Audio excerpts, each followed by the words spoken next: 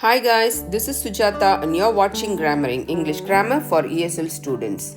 In today's class, we are going to see the usage of was and where.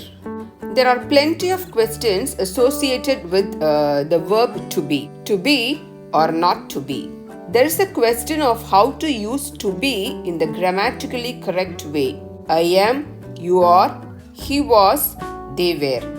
The forms of the verb to be, among many other things, are messy in English. Much of the confusion lies in when to use was versus where. Which are the past tense forms of to be? Was is a past tense indicative form of be, meaning to exist or live, and is used in the first person singular subject I and third person singular. These subjects are he, she, and it. Where is used for both the third person plural past tense they and we, and the second person past tense you. Today we will learn the use of was and where. If you want to speak English, you have to learn the use of was and where very well, so that you can speak fluently. Was and where used in past tense. In other words, was and where is used to explain past events. Look at these phrases. I was, you were, we were, they were. He was, she was, it was. These are all positive phrases. And I wasn't, you weren't, we weren't, they weren't. He wasn't, she wasn't, it wasn't. We have added here the contraction form of was not. The contraction of was not is wasn't. When you add a not in a sentence, it will become a negative sentence. So, I wasn't is a negative statement. Look at this example. I was sick last night. Here, I is a first person subject, singular subject. The action is completed in the past, last night. So, we have used the helping verb was. Singular past tense be verb, was. Here, I was not at home last Sunday. Last Sunday, I was not at home.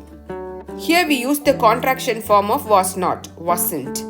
I wasn't at home last Sunday. It's a negative sentence. It explains the action that you have completed in the past. Here we are going to deal questions.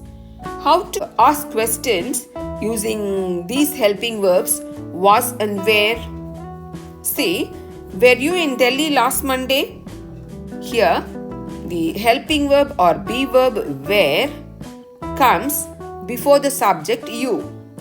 When you want to ask a question using these two helping verbs was and where, these helping verbs should come first. Second question, was Ram absent yesterday? Here the clue word is yesterday. By reading the clue word itself, you can understand the tense of this question. So you have used the helping verb or be verb was, because Ram is a first person singular subject and you is second person. It can be a singular or plural. Whether it is a singular or plural, you have to use where as helping verb for you. Weren't you busy? Wasn't she your teacher last year? She is a third person singular subject, so you have to use the helping verb was to express past event.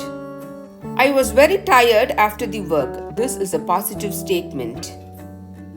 I was very tired after the work. I completed the work. After I have completed the work, I was very tired. My friends were in the garden.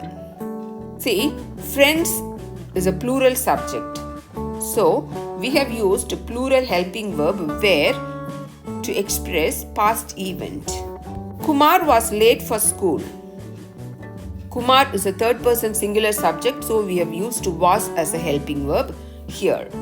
To ask a question using the helping verb was and were, it should be like this. Was he? Were you?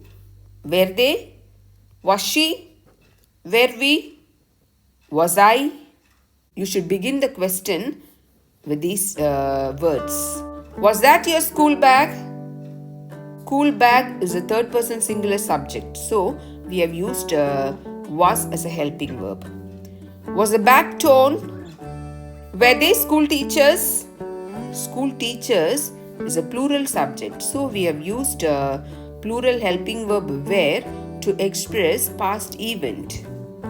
So, if you want to express past event, you can use the auxiliary verb or be verb or helping verb was and were.